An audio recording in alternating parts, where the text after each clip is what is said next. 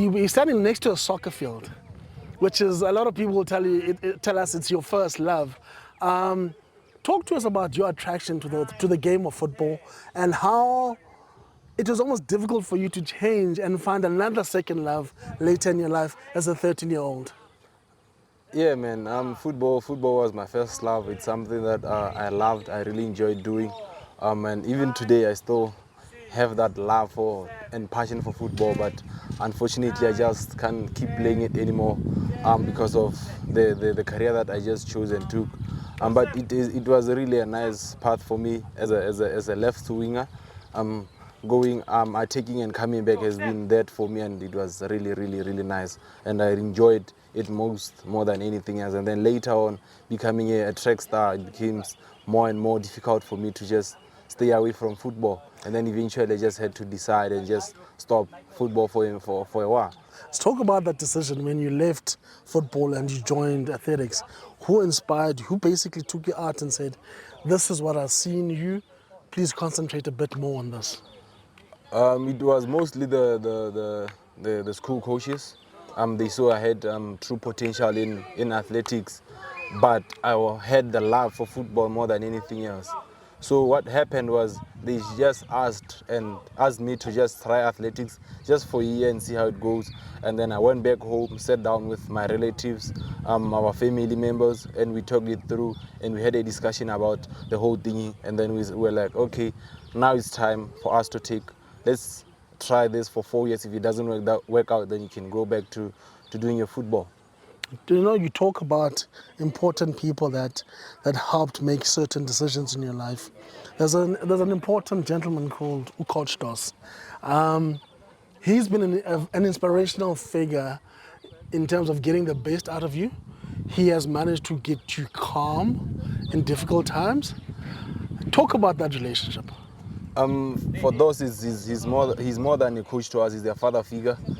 He plays all the roles that a father figure can play. He also plays the role of a coach for us, and not just him inspiring us. The teammates also play a critical role, because during the time when we had a big hurdle when my mom passed away, they helped me get from my step up and just be up my game again.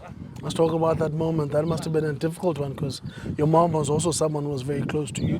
Yeah. And also when the news broke, you were not close to home, you were far from home, but you needed people like Coach Dos and your teammates to basically say, focus, go try your best for your mom and make her proud.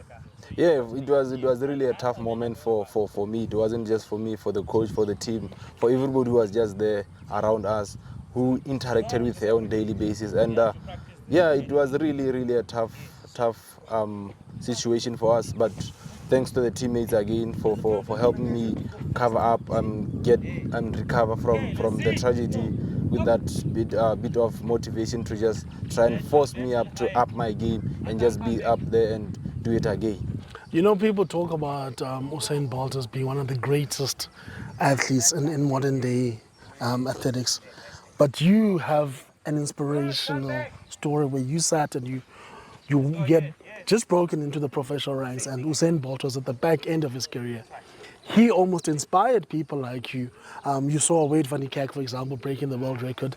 Talk to me about the people like that who have always whispered in your ear and said, you can do this, believe in your talent, run as fast as you can.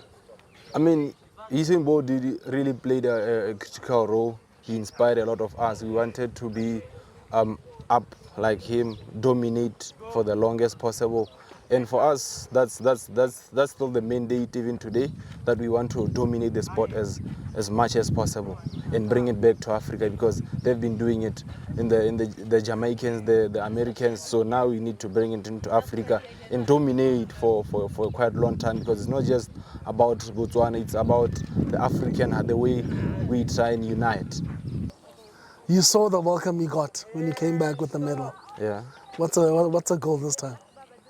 Yeah, that's still the goal. That's still we want to bring as many gold medals as possible back into the country, and we don't want to have that dry up of athletes in Botswana where they don't have we don't have athletes in the next 2-3 years. So we are still trying to bring as many juniors as possible. And I believe on next year, May 2026, when we have the World Relays, we're going to see a lot of youngsters being filled on the 4x4.